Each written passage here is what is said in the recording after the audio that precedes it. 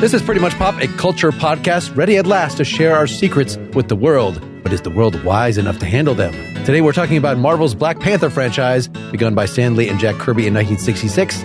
Most recently, taken on in Ryan Coogler's Wakanda Forever film and the comics by Ta-Nehisi Coates, John Ridley, Reginald Hudlin, Roxane Gay, and others. I'm Mark Linsenmeyer, too tall but otherwise qualified to play the role of Everett Ross in tonight's presentation. You guys know who this is. This is Lawrence Ware coming to you from Oklahoma City, and I love Black Panther. My name is Anthony LeBlanc, and I'm actually currently in Albuquerque working, and I love Black Panther. It's one of my first loves along with the X-Men when it came to comics. I'm Viola Burlew out of Boulder, Colorado, and I would consider myself a card-carrying member of the Dora Milaje fan club for sure. Look at that. Nice little reference. Like it. Excellent. Yes. Though I'm sure I could have used our regular crew in full for just hanging out in the movies.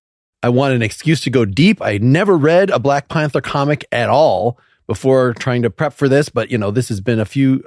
That is not something you want to tell the people. Do not tell the people that. But now I've read a lot of them. You're like admitting to that. That is crazy. Go ahead. I'm the newbie here, but you guys are all more steeped.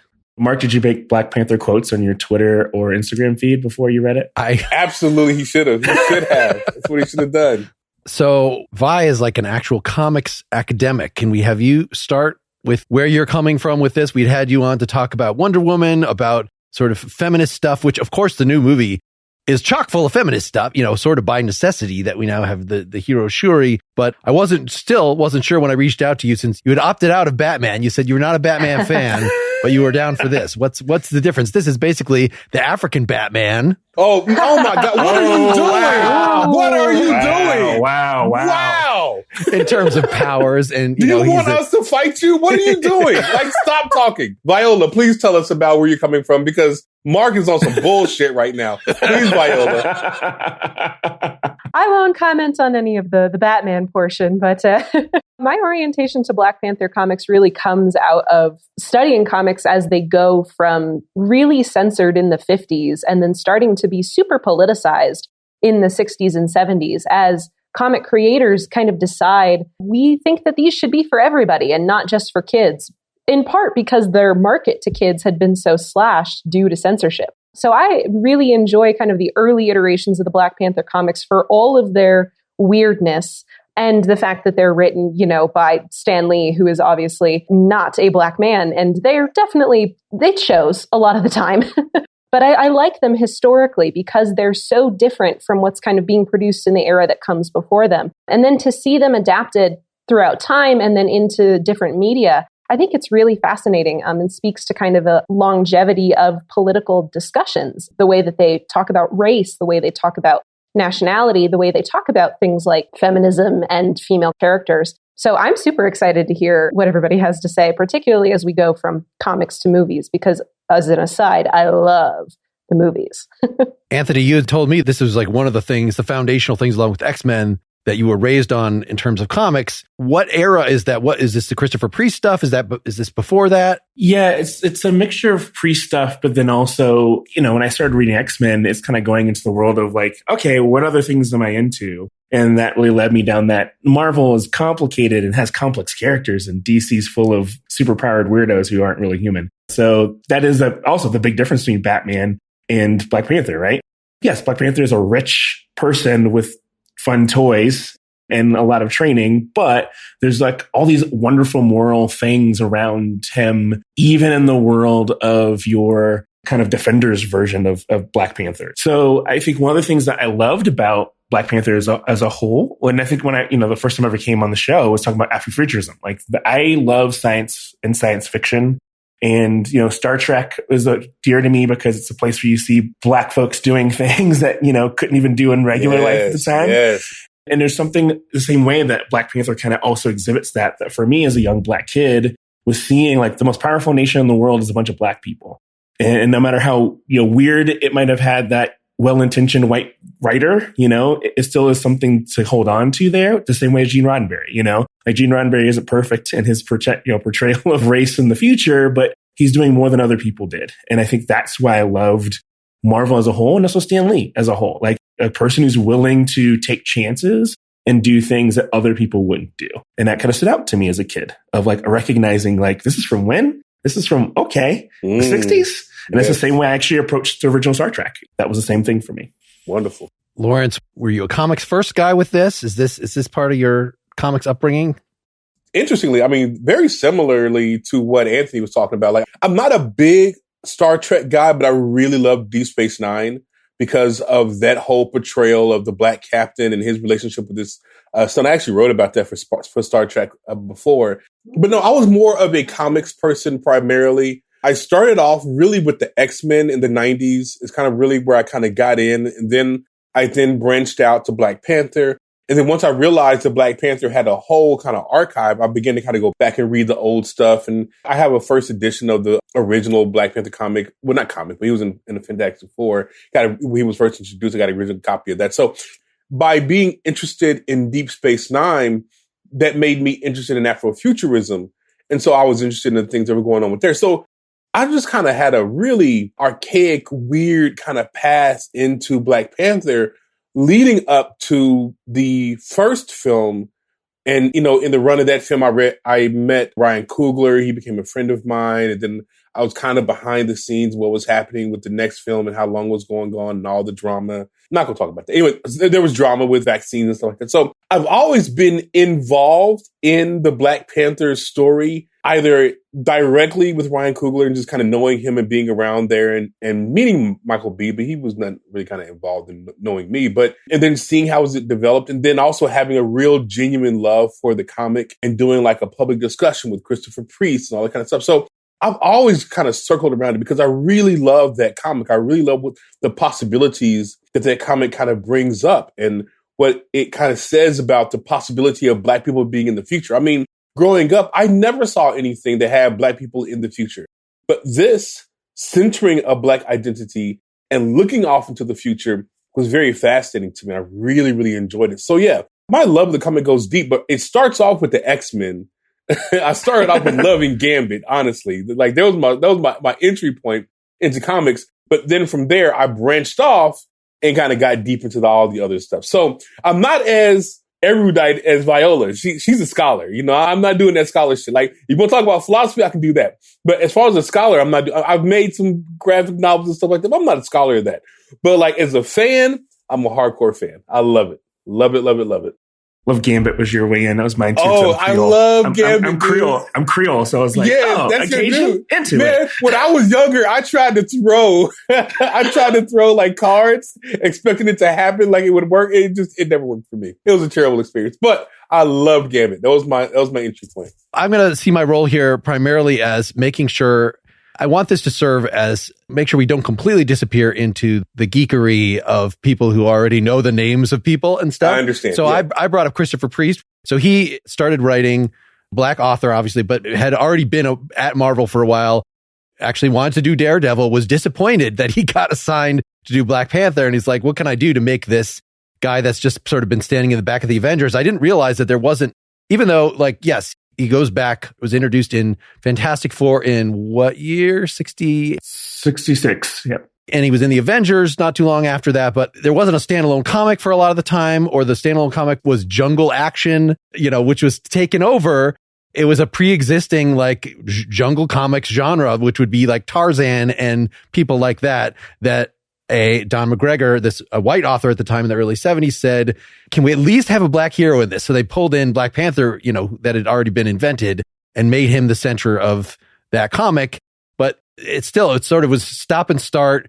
Jack Kirby took it over for a while, but completely ignored what McGregor had done and created basically a different character in the late 70s. All this stuff you can get in detail. Marvel themselves has put out a history of comics podcast for Black Panther specifically. And it's just like a 6-episode thing. So that really was helpful to me. Priest was successful in the late 90s, early 2000s.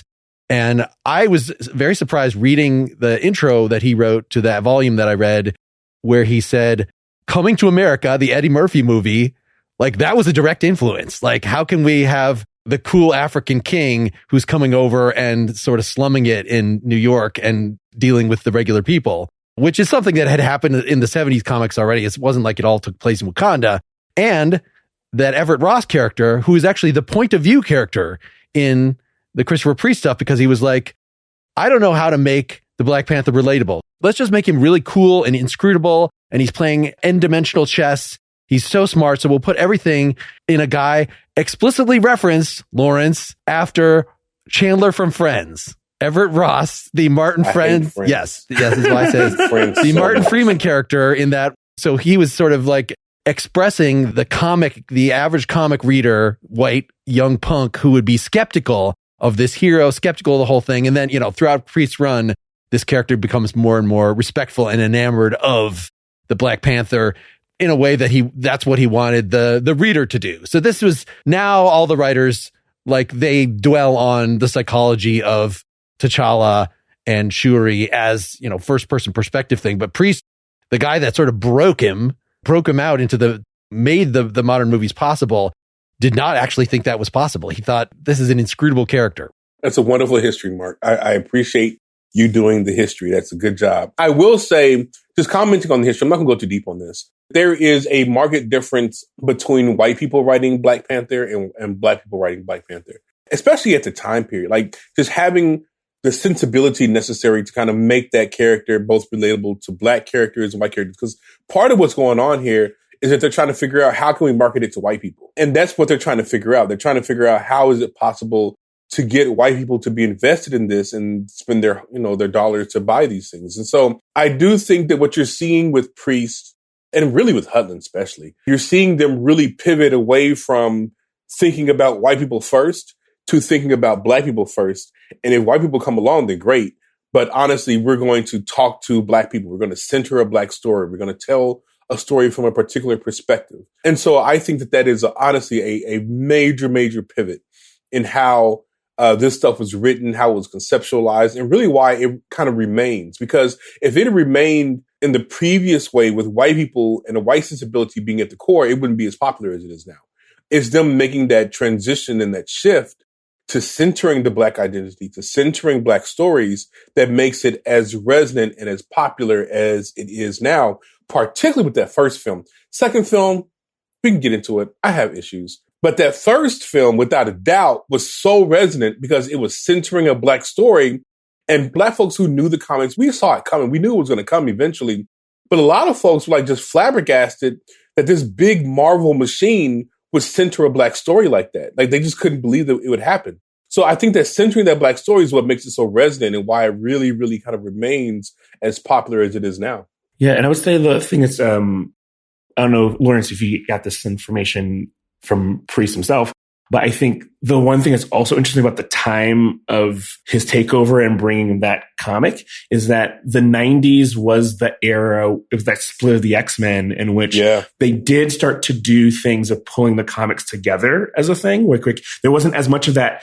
You do it for a while, you blow it up. You do it for a while, you blow it up. There still were kind of a through line consequence of things. So you have a Black Panther that's created that then has to exist a certain way as he goes into other comics and deals with crossover events. That land of like really doubling down on, what DC was doing a little bit before in the 80s, Marvel really doubling down on like, we're having crossover events every couple of years now. And I think that's the thing I feel like he had the awareness of like, I got to make a character that can exist in this world and still be who he is and not fade back into the background like he did previously in the Avengers and the Defenders, where he's not ever really the main character or really a main player. No, you're absolutely right. I did a public discussion with him. It's been, I want to say 4 or 5 years. It's been a while, but he came here and they brought him here and we had this public discussion. And that was one of the questions that I had. Was it that there were all these because the story of the comics in the 80s and the 70s is that you had certain characters that remained who they were, but a lot of the characters, they changed them over a lot. Like there was not that much consistency in the characters, both in DC and in Marvel. But in the 90s, you're right. You begin to see this transition where now they're beginning to think, okay, we need to make these characters kind of consistent because he needs to be the same person he is in this comic and in that comic and in that comic. And you begin to kind of get that through line. Like they have a certain kind of personality and that personality, it may change because something crazy happens and they switch bodies or something like that. But for the most part, that person remains consistent. there was this kind of conscious effort on the part of Marvel to make really not just Black Panther, but all their comic guys like consistent. Before then, there was oftentimes a lot of shift, and depending who was in charge of writing it, the person's personality could waver widely. And now you're seeing, too, with the success of the movies in the MCU, a dependence on the MCU for the comics, which I think kind of speaks to this consistency that you're talking about, right? Like if something is massively popular in the films, the comics are going to start to reflect that to try to draw audiences back into the medium, which is a really fascinating back and forth because that is not what the comics looked like. Before they were movies, they looked vastly different, right? They're not always talking to each other. But now with the success of the films, the comics have to pay almost some kind of deference to the on-screen versions. Otherwise, audiences may not be as interested in going back to the source material. We hope that they are because, as you pointed out, like they're fantastic. It's a really interesting take on a character and a really interesting history, but it has to now talk to this like multi-billion-dollar adventure that's being created with its own crossover events and with its own different stories that differ really vastly from some of the comics, particularly like Civil War and those events from the 2000s. Mm-hmm. I mean, but let's just be honest. We read the comics. We do. But the vast majority of the people who consider themselves MCU heads and deep into the Marvel lore and all that kind of stuff, they're interested in the movies. I would be shocked if they read maybe 5 comics a year. And so I think that what's happening is that they're going where the money is. They realize that they have this multi-billion, I mean, they're making a lot of money with these movies. Maybe you can sift a little bit of that money into the comics, but you're not going to sift that much into the comics. And so I think that the comics are just representing the reality of where we are, that everyone is so invested in these films. Well, most people are invested in the films. A lot of people have fallen off. I've fallen off here recently. I'm really disappointed with Phase 4. We can talk about that if we want to. But the point is, a lot of people are invested in the films. And so since they're so invested in the films, the comics just represent, like the comics are almost like a vehicle for the film. I mean, yeah, they're telling their own stories to a degree, but like by and large, those comics are really dependent on what the films are doing as far as making money. I don't know if this is just in the Black Panther verse or whether throughout Marvel, but whereas, Don McGregor, this early jungle action / Black Panther writer, was just like, a comics fan who became an intern, who became an editor, and eventually was given something to write. Now it's like, oh, we're going to hunt out Ta-Nehisi Coates, like this guy already known for being a public intellectual. And the other recent writers, Reginald Hudlin and John Ridley, are both filmmakers. So Ryan Coogler himself could be asked, he probably has been asked, but if he had time, would be writing plots for these things. So I don't know if that's a good thing that you're sort of keeping the quality of the comics, whether higher or just more like films, more action filled, more intellectual in the case of Ta-Nehisi Coates, and getting Roxane Gay, a familiar name for me just reading like Salon.com or whatever, well-known political commentator. Is that a reaction to like exactly what you're saying? Most people just watch the films, but if you could attract them into the comics by getting either these big names or just by giving a product that is very filmic in its conception, then maybe I don't know if there's been a jump in comic sales at all due to the success of the MCU. I have a friend who writes for Marvel, and one of the things that I know, he's written Gambit, actually, through a run of Gambit, and he's written some other things, Gen X and stuff like that. But I know that one of the things he talked about was the idea that there is a little bit of that world of playgroundness, of where there is not a directive at all, but a known effort that post Iron Man of like, we can mine things from this world, so we should be able to use the comics in a way to try things out and play with things and follow stuff through that we could eventually mine for stuff. That is definitely a thing that has happened and is happening. So I think that's why you would look to those types of humans to play in that playground. Because, you have the land of like, is it 100% all of Roxane Gay going to storm up and stuff? No, but you do have a love interest between two Dora Milaje that happens, which is from that Women of Wakanda world. So there's a lot of that I know from talking to him about that, especially as he worked on different projects of like, he was getting meetings with things as far as like, I have these ideas or this idea has happened. I can now come, the writers in the comics aren't directly there, but they know that that's part of what they're doing is creating playground space. As you said, Mark, whether or not the movies are bringing people back to the comics, I don't know if that's always true, unfortunately, right? Like as you've said, Lawrence, right? We talk about the comics because we can and we know them, but the medium is hurting and it's starting to pitter off. And so you hope that like with these big names and with these storylines that are directly connected to the movies that people do go back. But I think it's probably not often the case. Hopefully that changes because it's such a rich storytelling device. And you really get things in comics that I don't think you see in the films, just by nature of them being comics. But it's not always that people are going backwards to find them, as much as we talk about the relationship between them. I also, just with the specific comics, that detour, comics won't die anytime soon because the most popular medium that is still keeping it alive is its counterpart, which is manga is huge. And so I think comics can still hang on a little bit to that coattail. Maybe not in the same form, but as long as manga is as big as it is right now, anime fans go back and forth. That is a known thing. And I think that's the reason why comics haven't died off, because there's some of those people who will still do that with their Marvel fandom and keep a little lifeblood shots in there. That is a great point, man. Manga is huge. I don't know how much money they're bringing in, but they are exploding right now. Manga is crazy. Okay. Relate that. Yes. Okay. Here's my issue. I don't like it when people who are not comics fans write comics. Do not like it. And so I'm not talking about like you read a comic every now and then. I'm talking about a comics fan. Like the comics, the stuff. I'm not going to say any names, but recently there's been a lot of people who Marvel in particular have brought in to write for Black Panther, to write for the stuff around it. And like, they don't know how to tell a story in a comic format. They're telling a different kind of story using comics to tell that story. And there's a rhythm to comics. There's a particular way that you write comics. There is a story, like a miniaturized story. You leave it on a cliffhanger, but you're also telling this larger story. Like there's an art to telling that kind of story. And Marvel brought in a lot of people. They are good writers. I like them. They're actually friends of mine. I like them a lot, but they're not comic writers. There is something that needs to happen that makes a comic a good comic. And it takes time. It takes work. It takes like knowing that history. And every time I see Coates was writing, Black Panther, I didn't love it. He does a lot of, it's not a voiceover because it's not a voice at all. It's just narration bubbles over action scenes. So he could write an essay. He needed to know this stuff before he started writing the comic though, right? But Lawrence, would you say that good ideas out-trump that and you let them build the plane while they fly the plane? Because like intergalactic Wakanda is pretty awesome, dude. Okay, it's a great idea. Bring somebody else in to write that shit then. Like I have no problem with you having a really good idea. Great ideas are important. I believe that. But to execute that great idea, you got to have somebody holding your hand and figuring out how to do it well. In this case, they got him a very veteran illustrator who was supposed to kind of work with him on how to frame these things because he's not. Are you defending him? I'm just saying, based on what I heard in actually the second podcast that I should recommend is there's a Wakanda Forever podcast that Ta-Nehisi Coates is the narrator of. Also, very manageable, only 6 or 7 episodes. And yeah, so those two things I would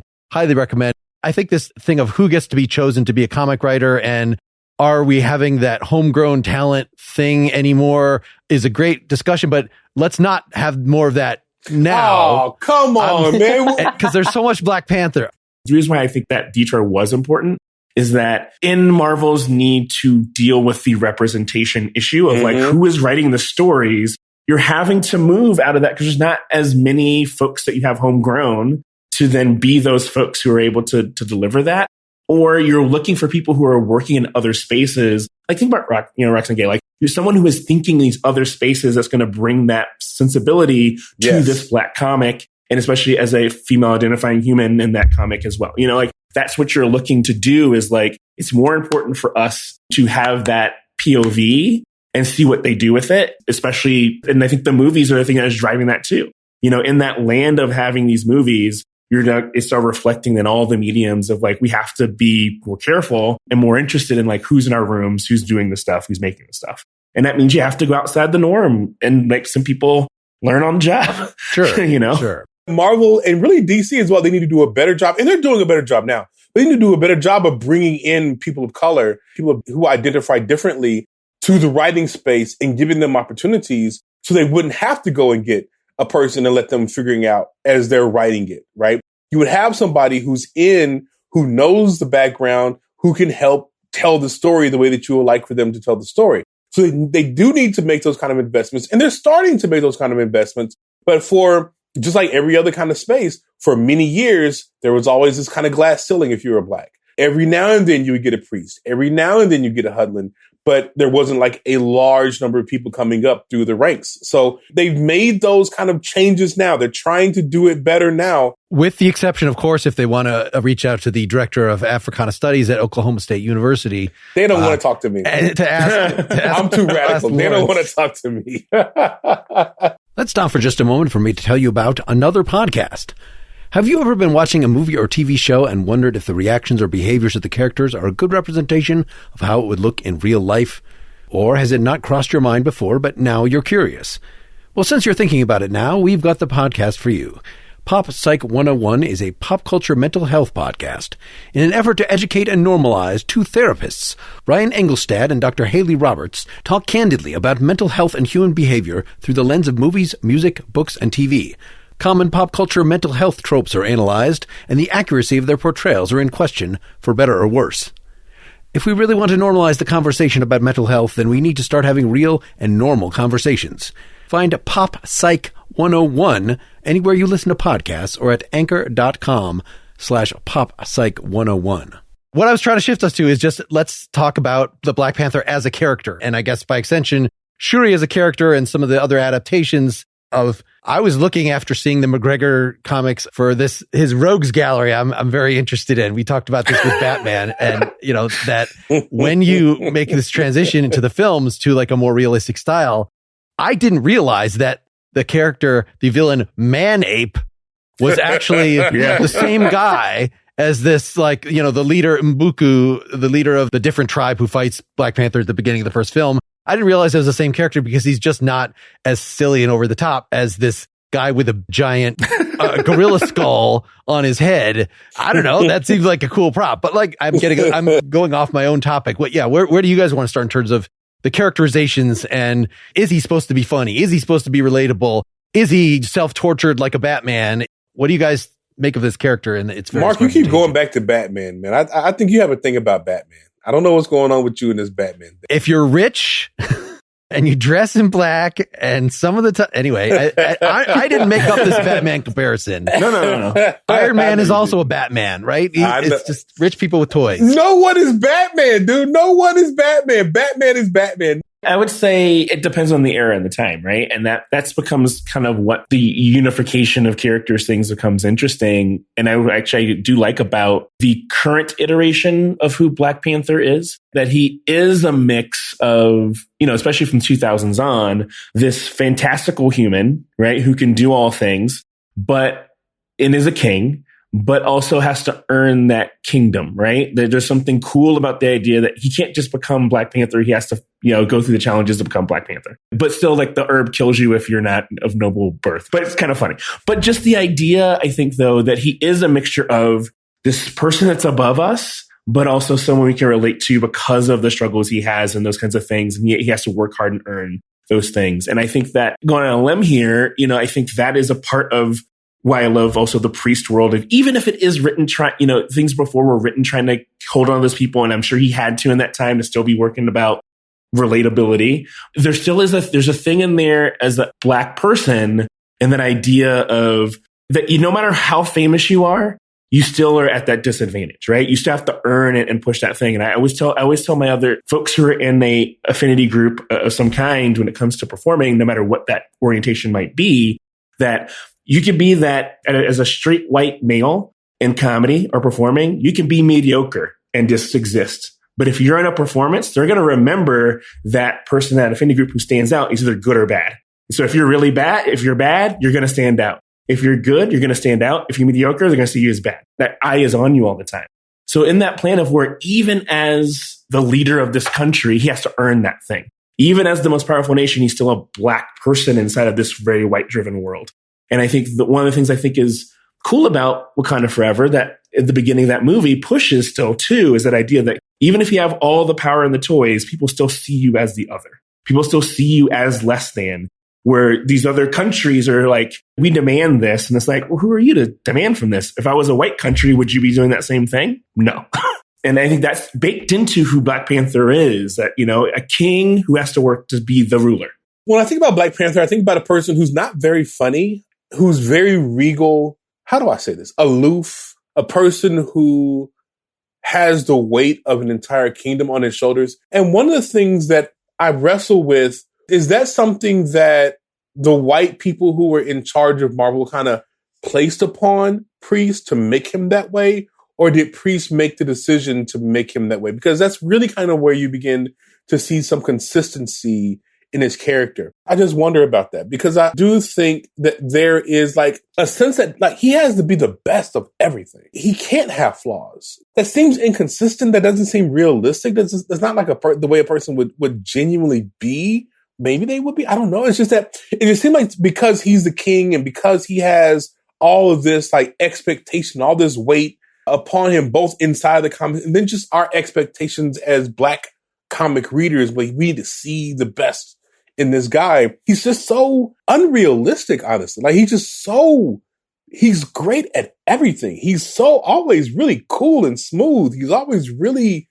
saying the right thing at all the time. And I just wonder just how there were later comics where he was able to kind of be a little bit more of a human, like when he was kind of dealing with Storm and all that kind of stuff. Like you saw the humanity of who he was.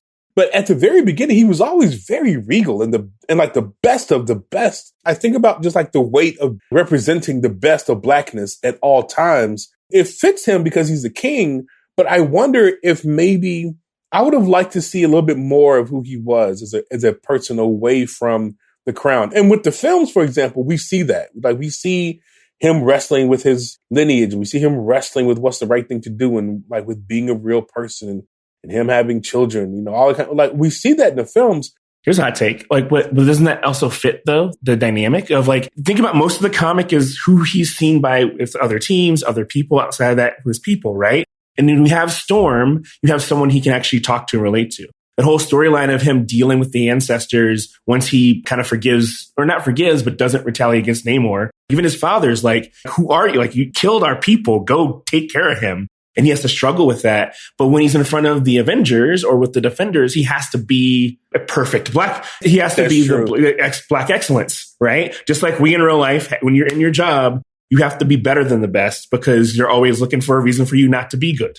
But when you're with someone you trust, like Storm, you can now be that person that you want to be. Or your sister, you can be that person you want to be. And that's the thing with Shuri, right? She's the person that pushing on the other side of like, why are you being like that? Like, she is the more militant one, Because Shuri is a completely different story. Like, Shuri is militant as hell. Like, Shuri, I think that you have a really good point. I didn't think about this, but you're right that when he's in front of the Avengers or the Defenders, whatever, he's aloof and well-spoken and kind of robotic. But when he's with Storm, he's definitely himself. You're right about that. That's a good call. And I think the movies, too, do, as you said, like a good job of kind of almost disarming the audience in that way. Like the very first scene that you have with T'Challa is him being embarrassed in front of his ex and Okoye teasing him about it, right? And that's very human and it's very flawed. But I do wonder if that's an attempt to not rewrite, but to reframe the character from the comics, or if it is the MCU mold that most characters fit into. Right? The movies have to have that kind of sense of humor. They have to have a little bit of the bathos, the silliness to cut any serious tension. And I wonder if that's a product of just MCU writing or if it is deliberate in a way to create a more human version of T'Challa on screen. Well, so think about the first time you saw T'Challa. He was regal, noble, trying to save his father's life, and kind of somewhat having a back and forth between what side to choose, right? In that world of Iron Man and Captain America. Like in Civil War, he is very much the epitome of, I am this face of the Black Panther, right? And then I love that vibe that the first time you see him in his own movie, when he's with his people, it's now more relaxed versus who he is with the Avengers when he first sees them and not weary of who they are. The fact that he doesn't have a secret identity, that this is like his ceremonial garb, it's not his disguise. Although I guess like that was an issue in the 70s stuff, that the American public did not know that he was actually a black guy. That's just like he's Black Panther, member of the Avengers, but who's under the mask? We don't know. Like it was, the normal superhero thing. But in all the modern iterations, it's like everybody knows who he is. So his public persona, just like any politician or celebrity, I could just take off the mask and I can be myself. Like, no, I have to have that conflict even when there's no real difference. It's just a matter of like, is he actively fighting someone or doing a ceremony or not? And in fact, Will just very early on, I think, I don't know which writer introduced it, the Iron Man trick of, I don't have to carry a suit around and change into it. I can just press the button on my head and whoop, I'm Black Panther, like in a second. And the aesthetics between Civil War and the Black Panther movie are so vastly different too. Like at times to me, they feel like they're completely separate stories, drawing from the influence of the 70s and the comics and whatnot. But oh my gosh, Civil War, Black Panther, as you're saying, like the stoic nature, the way they portray the Dora in that movie too, they're almost not talking to each other. When you encounter Black Panther in his own film, right, he is a completely different character with almost a completely different personality. They remove some of the jockiness, I feel like, from Civil War, where he's taunting Natasha and he's taunting the Dora, and they make him more human. And to your point, Mark, they don't necessarily make him so removed from his own superhero identity that you can't relate to him. Like he's a human person and he has an interesting story because he's human, not because he's just the Black Panther. Any thoughts about, like, I'm a super stud that he dates a lot of women. In the comics, he goes through like several different before sort of settling on. So I read that the Hudlin, where he gets married to Storm, which it seems like they'll never be able to do that on screen, like for all the various logistical reasons, unless it's like the next generation. 2025. Unless it's we can get to that. Is the fact that Chadwick Boseman passed away, and for this film at least, they decided that no more Chadwick Boseman Black Panther, only Shuri Black Panther. Are we just going to exist? There's a part in the comics where Shuri is the Black Panther. I think there's like a female version of just about every male superhero. And Shuri's Black Panther, they're both Black Panthers for a long period of time until she dies. In quotation marks, air quotes. Yes. The fact that in comics, every dead person comes back. So, you could think in, the MCU, either they're going to double down and like, let's explore Shuri as a character, maybe in more depth than she was even given in the comics. Like, give her at least another whole movie or two. Or are we going to have, his son grow up, or an alternate dimension, non-Chadwick Boseman Black Panther? I think both those things are going to happen. That's my money. My money is that you're going to have young T'Challa eventually grow up and probably be some kind of young Avenger thing. You're probably going to have some multidimensional, in your battle world, whatever it happens, some version of T'Challa show up, and Shuri will also be Black Panther, and it'll be that same world of like, you already had a whole through-line comic where they're both Black Panthers, and you could have fun with that. Chadwick Boseman was so beloved that they could not go back and bring him back. But not him, but I think even with Kevin Feige said in his thing, he said, like, we knew it wasn't the right time to do it then. That's why you have his son show up. People would rebel. Well, no. But he's not going to be. If it was Denzel as elderly Black Panther. Get the hell out of here. It's not going to be. Well, I think it's the same world of where it's not going to be a permanent. It would be something like, it'd be the same as John Krasinski playing Reed Richards. It'd be something like that, where it's a one-off thing that happens in Kang Dynasty or Secret Wars and something like that.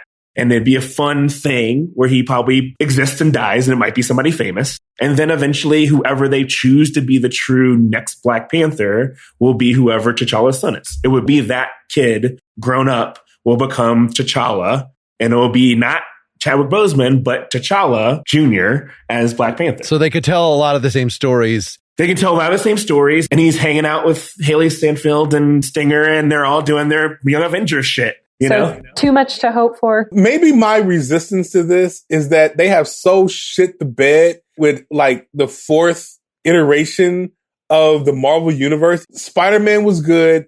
Black Panther was good. Everything else was kind of middling to terrible. WandaVision is awesome. Miss Marvel is awesome. WandaVision, Loki, even Hawkeye. I love Hawkeye. You guys are talking about TV shows. I'm talking about the movies. They were terrible with the movies, man. But you have to think of the long game, right? Yes, Phase 4. I think when we come back to it, I'm not trying to fight with you, man. I'm not trying to fight with you. You're gonna look. This does relate, Mark. I think you're gonna look back on Phase 4 and like, yeah, is it perfect? No. Are there a lot of bombs in it? Yes. But I think the setups are interesting. And the idea that I really do think that the long-term plan of this is who are the future Avengers? Who are the young Avengers is what they're building. It's Miss Marvel. It's Patriot. It's all these people you're putting into this world now. And then eventually you will see them along with probably another Black Panther. Shuri's still kind of young enough, but not really. But she can be that bridge between the idea of like T'Challa's son will be the next Black Panther. That they're building it up to as a franchise, which makes sense. Who do we hand off the things to make it marketable in 10 years and still make this franchise 40 years into it work? It is the Young Avengers. And I do think that, sorry, spoiler alert for people who haven't, watched the movie before you listen to this podcast. I think that was the whole purpose of having that young T'Challa, especially that young. You can cast whoever you want who's a great actor 5 years from now. Letitia Wright, to let her run as Black Panther to now be the permanent Black Panther going forward that you feel like you could build 10 to 15 years on. Well, and he's the perfect age with the Maximoff boys, and even like to have like Haley Steinfeld be slightly on the older end. There's a whole crew of them. Kid Loki, even, they're just sitting on, they're waiting. And we could talk phase 4 another time. I'd be happy to. But biggest disappointment with phase 4 is that they just stuck all the Young Avengers in there and didn't necessarily give them the next steps they need. But I like what you're saying is like they're holding on to them. They're going to wait and have the opportunity. So maybe they can set Shuri up with Storm and then put them off to the side. And then we'll do the Young Avengers. Is that too much to hope for? We haven't really talked about the politics. Clearly, the people making the movies, listening to the Wakanda Forever podcast, they take themselves really seriously. This is like on par with doing the Malcolm X biography film, or anything Spike Lee has ever done. They completely see themselves, I think, unlike anything else certainly in the Marvel universe. Like you've got Watchmen or something like that's a political thing, but within this, I guess anything that touches on, we had our Captain America. So, the new stuff with Falcon and Winter Soldier is touching on some of this as well. But like the fact that this was originally portrayed, and I'm going to channel my brother-in-law, Brian Casey, who has been on the show before, Dylan's brother. I was talking about the first Black Panther movie with him. He was like, just the fact that this is a society, it's supposed to be, this techno-utopia, but yet they use trial by combat as their main political way of choosing a leader. And it ends up being really important in the film, not only, at the beginning, but this is how Killmonger gains access by, through a loophole in this stupid trial by combat system that it just seems like absolutely insane to want us to. So of course, as soon as Coates starts writing this, he's like critical about maybe we shouldn't even have a monarchy. And that ends up being a whole like arc of his thing of like, make it a constitutional monarchy, that there's something weird about this political system that's being portrayed, which is very traditional and theocratic, in fact. Like, unless the god Bast likes you, then you don't get to be in charge. But yet using this as the vehicle for, just because of all the representation stuff, for like some modern political statement about oppression. Do you see any tension between those two? This having a very backwards in some way society portrayed as like the utopia that we're all shooting for. Well, why is it backwards though? That's the question I would throw into that. Because it's trial by combat. Will that Western society decide to choose who's the thing? Or is it this idea that you're honoring this idea of African ancestry? And if you are left in a world where white people don't show up and put a political system on you, how do you then have your political system grow up? And so that idea of what's valued, is it the idea of the tribal system, the idea of how the village lives, how those things become a city. And if your village becomes a metropolis, how does that also look different than what would be your feudalistic castle system that becomes your metropolis, right? And I think that's why I think there's just a little bit of that world of like tribal combat. Is it as weird as far as how that would happen? Does that the thing that remains? I don't know. I think that's the thing I think I do love, even in the comics, of like the idea of this world of Bast and this kind of like that Bast is a large part of that and the spirit realm is a real thing. And the ancestors being a part of it is also another thing of like that you're taking African culture and what is important. I think that even comes across the ocean, right? Of like, how ancestry is such a foundation of Southern culture, and the removal of that is such a part of the dynamic of the issues with the diaspora and what that does. Like when you're removed from that, who I am and where I came from, and my identity becomes the thing that breaks me. And sorry if I'm kind of rambling, but that's a thing that I think that I do love about the comics. And I think that was cool as it moves into the movies of this idea of the ancestral plane, that kind of stuff. Even in the new movie of who she sees as her vision quest, right? The ancestors. Like that idea that Shuri, even in that moment with Killmonger being that human, is a large part of that. Like, ooh, that's a cool thing that kind of relates to that Black ancestry and that world of like the ancestors determine a little bit of who you are and who leads you. And that's who her ancestor is. And that's Shuri from the comics, more so than who we've seen on screen. Not to be weird, Mark, in that moment, because I do think that, yes, you evolve from certain things that would be trial by combat as far as we're going to kill people. But if you said dueling it out is that thing that existed for quite a long time in the land of European society up until, even 150 years ago as to being very acceptable. But this idea of savages and quotation marks in the jungle fighting it amongst themselves to do a thing is weird versus we go with the pistols at noon to shoot each other for our honor is honorable and gentlemanly. No, I think what Anthony said is spot on. I mean, I think what you see with the Black Panther is them trying to hold, they are part of the future. They are leading the world with technology and whatnot, but they're trying very hard to hold on to who they are simultaneously.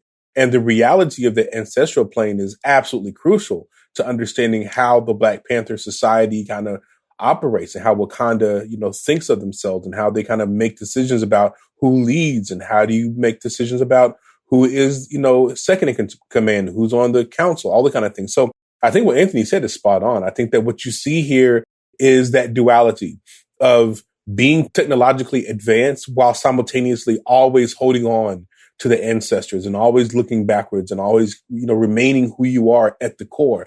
And also just the idea of what does a society look like without the impression of whiteness on it is absolutely fascinating. Like, what does that society do? Who do they decide are the leaders? How do they decide when to go to war, when not to go to war? That is absolutely fascinating. And that is something that I think remains part of the reason why Black Panther is so crucially important to our understanding of Black comics and just our understanding of the world as Black people. And even in the movies, think about the idea that in the trial by combat, the real one, in quotation mark, ends with M'Baku yielding, and that's how that's supposed to go. Killmonger is the one who changes it, and that idea of, well, this is how it's supposed to be, I'm taking it to the extreme.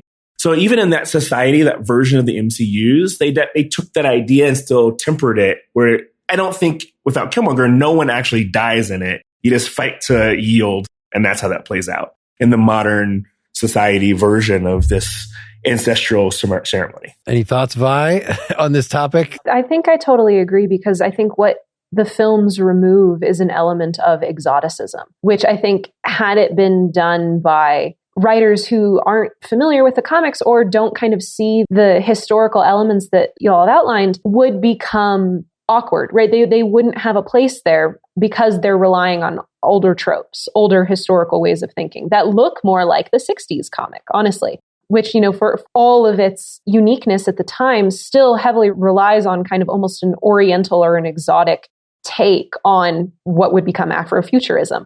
I think the films do a magnificent job of not doing that, simply because, right, it's not supposed to be, as you've said, it's not supposed to be like a trial by combat where everybody dies all the time. It's not meant to be framed as barbaric. It has other ties and historical ties and a reason for being there. And I think it's massively well done. I had never really considered what you said about Killmonger, that he's going to be the one that breaks the norm. Everybody before him, even M'Baku, is just going to yield because it's not a violent ceremony. I think Killmonger's a fantastic character because he's breaking all kinds of norms, including storytelling ones. But that I'd not thought about before. So now I'm going to have to go back and watch it again because he has an audience while he does it too, right? All the elders are watching and they just let it happen. And I guess maybe that is why. I will say, like, the thing that I love about the first Black Panther, and I think it plays out in the second one too, is that moment where and it's something the last one too, the moment Killmonger kills himself, that is the crux of like that story and that world.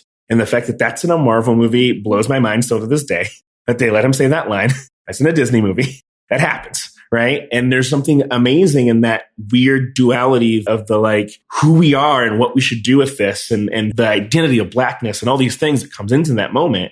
And I think that the second movie does a great job with this. And I've had some conversations with people on set where, it being in Albuquerque, in a place where it's a large POC community, but only 9% Black. There's a lot of Latinx and indigenous population here. And having that, some people who were struggling with the idea of like, I watched this movie and it's weird that it's like, this, POC on POC fights. And it's like, but that was part of the thing too, of like, that's a cool thing I think of with the second movie, that it does play in that land or that world of like, what does it mean to be that othered as we face the other thing? And what side do we land on? Namor's like, you've been 500 years and seen the oppression. What do you do with it? Like, it doesn't shy away for all the things. Some things don't work, right? But Coogler swung at a bunch of things when it comes to not shying away from dealing with the real world and these things of like, when you give folks with this power, what's the responsibility? What's the things that still hurt you? What are the things that still are there? Yeah. And what happens when your quote unquote villain is right? Or has points that challenge audience preconceptions, that challenge the protagonist. It's amazing. Both movies kind of present something of we're going to give you a political, philosophical dilemma. You know, maybe Killmonger as the sort of Malcolm X representation as opposed to the Black Panther as the Martin Luther King representation, if you want to, break it down that simply. But like, it's supposed to make you think, but one side clearly goes too far and is using violence in an aggressive way. And so that allows the audience to come down firmly on one side. Even if you might have been sympathetic with some of the things Killmonger was saying, he's called Killmonger.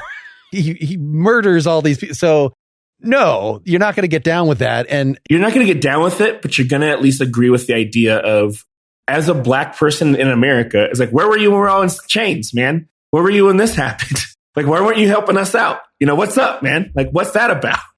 Any comic, but especially these ones that are more overtly political, when they set something up like as a utopia or as an ideal or whatever, to then have some writer subsequently come along and have characters. And so Coates was great about this, of like saying, what are the places that we could pick on about this? You've tried to set up, you past authors, you are the perfect Black representation, perfect king, perfect utopian society. Well, let's have someone come along and say, no, actually, you're still, with your technology obsessed with gadgets. So we're going to have a villain who's sort of representing nature. We're going to have somebody criticize him for being closed off, that you should be out helping the world like this. I don't know what you guys thought. We don't really have too much time to talk about the Namor here, but did you feel like it was a similar thing? Like, yeah, you understand if you get the Namor story and this history of them being colonized and driven into the sea, or this was their liberation from that, then you can sort of sympathize with him wanting to be left alone. But like, when they show up in this movie, it could just be a horror movie, right? When the people are on the boat and these mermaids come up, you're not just like, oh, they have some reasonable points. No, they're the monsters. They're the monsters because they're being introduced. But once you learn the Namor story and once you know what led him to be who he was, there's a reason why he didn't die at the end, because he is such a sympathetic character. Both in the comics and the realization of him in the film, you realize that he doesn't want to fight. He will fight, but he's not seeking it out. He comes if you encroach upon his territory. But if you leave him alone, he'll be under the sea. No pun intended. But he'll be under the sea having a good time, right? And so, yeah, I mean, you're right that at the very beginning, it's kind of horror movie-esque. It's kind of remind you of John Carpenter's The Fog or something like that. But like, once you get to know who he is and you get to know his story, you begin to realize there's so much there. There's so much complexity. He's a three-dimensional character. And Shuri understands that. Like, Shuri fights him, obviously, but she understands him, right? And she wrestles whether or not she should go to war with this guy, because she knows that this guy has a reasonable, way of being, and he understands what's going on, and he's right, even though he's wrong. Well, and his villainy sometimes seems superimposed. Like, maybe the only reason that the audience isn't totally on his side is because he wants to kill a 19-year-old scientist. Yes, I think that's it. And those lines sometimes feel out of place, where he's explaining his history and then he turns to Shuri and he says, now you see why I have to kill the scientist. And you're like, I don't actually think I do, but I understand everything else that you've said. I do think I've had those discussions about this specific thing it's the reason why also Kang works, is like, when you have time, you're now removed from time, your perspective on what's right and wrong becomes different. That's the thing I think is interesting in this change of who Namor is, of like giving him 500 years of this experience where both T'Challa and Shuri have a very limited experience of that world of like, these people aren't going to change, so I'm just going to fix the thing myself. That's what Kang does. It's like, I've seen all the time, and this is the right timeline for you to exist in. That's why I love that second movie of like, when you see racism and oppression for that long and you still exist, how does that change your perspective on how to treat these people? And that's why, even though we need all the scenes in the second movie of this, that conversation between the Rosses in the kitchen is huge. Like whenever she says like, I dream about every night of what I would do with that stuff. It's like, yeah, man, that's why you are the bad guy. As the government, you would take all those toys and would kill everyone, and the Wakandans don't. Any other thought? We haven't really touched on the gender stuff. I mean, is there much to say other than just like, there's a lot more representation here? It's revolutionary that the primary warriors in Wakanda are women. I cannot tell you how awesome it was to see my young cousins, little girls, watch Wakanda Forever and see Black women doing those awesome things. And it's so interesting that was the decision to be made. Usually those are men in those spaces. They're not like, oh, my feelings are hurt. They're badass fucking women, man. It's awesome women doing these things. It cannot be expressed how absolutely important that was. To watch now Angela Bassett and the character of Ramonda almost legitimize Marvel films and superhero films as art, like from a kind of meta perspective that she's going to win an Oscar for this. She better win the Oscar for this. That is incredible. Like that is a female character. That is an actress who is portraying, right, a queen in a superhero film, getting all of this attention, like even just removed from the actual story. That is amazing. And I think this film didn't have to go that direction. The original script for it, I don't think was going to have this kind of emphasis on female power, and necessity kind of dictated that it did. Oh my gosh, it's amazing to watch it play out in real time. And then to couple that with what you're saying, Lawrence, with Fedora and with Shuri, like it's just such an incredible time to have female characters. There has always been a need for it. And this is an amazing stage to watch it play out on, because it's the biggest stage in media, in superhero media, but in just to have Disney doing it. What a good time to be a superhero movie fan, really. And I do love the fact that Shuri is a Disney princess. That's pretty great. That's a good point. I cannot believe that, because I'm pretty sure Angela Bassett is going to win this Oscar. Like everything that I'm looking at is kind of trending in that direction. And I can't believe that the Oscar she's going to win is for a superhero film. Like it wasn't for Love's Got to do with it. Yeah, that's what I'm going to do. Her better performance, her great performance. No, it wasn't for that or any of that other number. It's for a superhero film. It's just mind blowing. I think there's still room to mine more feminist philosophy through these films, or through, maybe I just haven't read all the right comics. But I feel like in terms of, there's even a explicit philosopher character who I think might be modeled on Cornel West that Ta-Nehisi Coates created. And, you see there's a through line from reading and talking about James Baldwin or whatever to reading and talking about race in these films. I don't see that as strongly with like a critique of gender. Like there is, yes, the fact that women are kicking ass. And I certainly don't expect like, oh, now Shuri's in charge, so she's bringing the feminine perspective. Like I'm not trying to essentialize it like that. In fact, as we've said, she's more of a badass. She's less, at least initially, reflective. I don't know. It would be interesting to explore more. I mean, we get like sort of the mother-daughter scene and stuff. Yeah, I don't think Marvel's a place for that. I think DC is better, because what they did with Wonder Woman, especially in the comics, the films, we'll see what they do with the films. But the recent Wonder Woman comics do a really good job of kind of delving into all of that, like feminist philosophy, gender identity. Marvel's killing it. Yeah. The Marvels. But you think so? You think they bring it in there? Yes. Yeah, 100%. Okay. Like the two best things that were made this, of the three best things made this like 2 years for Marvel, two of them are centered around female identifying characters. It's Miss Marvel and WandaVision, and they are cornerstones of that thing. The Marvels is, I think, going to be an amazing movie, because I do like all three of those characters as well. And I think that, and I think, Mark, in this land of like, you go through like with Shuri, especially if she does lean more towards comic version, you're going to see that play out, or like you're going to see more of that stuff with Okoye, and you have your two Wakanda characters also in that Dora Milaje world of like, one's an angel and one's not. I mean, if that plays out as you go forward, you will see more of that play out. And I think all the things I mentioned are very organic ways of getting there too. It doesn't feel forced in any way. Like, it makes sense that those characters come up. Like, Miss Marvel is amazing. That's one of the best things I watched in the last year. It's so good. And it's so, like, like the Pakistani identity of that thing is so woven into it. Her being a Pakistani woman is so woven into it. And that land of, like, her dealing and struggling with that identity of, like, who I am and how my mother is and my relationship to my mother and all that stuff and her grandma, like, that's all organically around that. They have to stop being afraid of the intersections, and they need to lean in, particularly with, like, the World of Wakanda characters, and where you see, like, there are queer scenes in there, the LGBT scenes, but they're easily cut because they're 5 seconds long, right? And they're implicit. If we're going to start pushing gender and we're going to start pushing into sexuality, like, I think they need to stop being afraid. They need to lean in. And I'm hoping that we see that as they start to bridge into characters and into storylines with actors who have said explicitly, this is what I want to see. This is what I want to see done. Agatha Coven of Chaos has a really cool opportunity to do all of these things and kind of dig into the threads that WandaVision left, right, with a cast that says, I'm game. Let's go. Bringing in Billy Maximoff and having that storyline there. Like, oh, they're so close.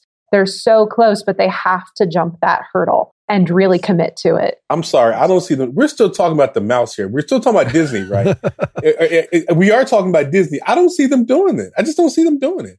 That's the reason, because DC is more edgy. Like, they'll push the envelope. Sometimes they'll fail, but they'll push the envelope. Marvel, y'all expect Marvel to do this? It's like Ms. Marvel. I love the TV show, but it was kiddie. Like, it was a kiddie show. I mean, I don't see them really pushing the envelope as much as we would like for them to push the envelope. Now, I will be happy to come back on in a year and say that I was wrong. And I hope that I'm wrong. I absolutely hope that Viola is right. I hope that Anthony is right. I just don't see it happening because it's still Marvel. Like, it's still Disney. Here's two things that'll push you that way, though. I think one, it's a slow game. So a thing you have to kind of, like, you see that. That's why I think you're going to look at phase 4 and you're going to be like, this is a world of transition and this dealing with bigger things and stuff that maybe our diehard 10 years of folks who dude bros who can't handle that are starting to deal with it, right? I think the bigger thing that's going to push it, and I think that it's the best thing that could happen to Marvel, is that James Gunn is running DC. And I think that he, like, you think about Peacemaker, you think about the stuff he does, you think about Guardians of the Galaxy, they're going to have to keep up. He is a person who likes to push that edge. And I think Kevin Feige is a person who's willing to do that. You have, I think, him getting his power back, Kevin Feige now being more in charge of things again, like back to Iger world. There will be more of that push to then, let's do this thing. Let's be bold. Let's make choices. The fact that he knew he was going to do Black Panther when he started doing the beginning sketchings of things when they started doing Iron Man is huge. That's a thing that, he was already thinking about that as a thing at the inception. I'm going to do this and I'm going to get to this point. That dude was going to also, I think, is willing to go that place. And I think you see it already in phase 4 stuff. And now he's going to be less chained to the product and having to make a bunch of stuff to make money. And can go back to making stuff to compete with James Gunn. Clearly, the Howard the Duck property that eventually comes out will fulfill all the cutting edge stuff that you're looking for. All right, and that's the end. So it's time to end it. Time to end it right there. I hope that there's another film or some excuse 6 months or a year from now that we can get this exact group together and continue this conversation. I think if to the extent that any of you are able to hang around, folks can go to patreon.com/prettymuchpop and maybe we'll, at least I have a few threads I want to pull out with whoever will talk to me from what came up today. Thanks to all three of you and thanks for listeners. Thanks, guys. Thanks for supporting us. Thanks for supporting us. Thanks, guys. Get more Pretty Much Pop at prettymuchpop.com. Get bonus content for every episode at patreon.com/prettymuchpop. Pretty Much Pop is part of the Partially Examined Life podcast network, and it's also presented by openculture.com.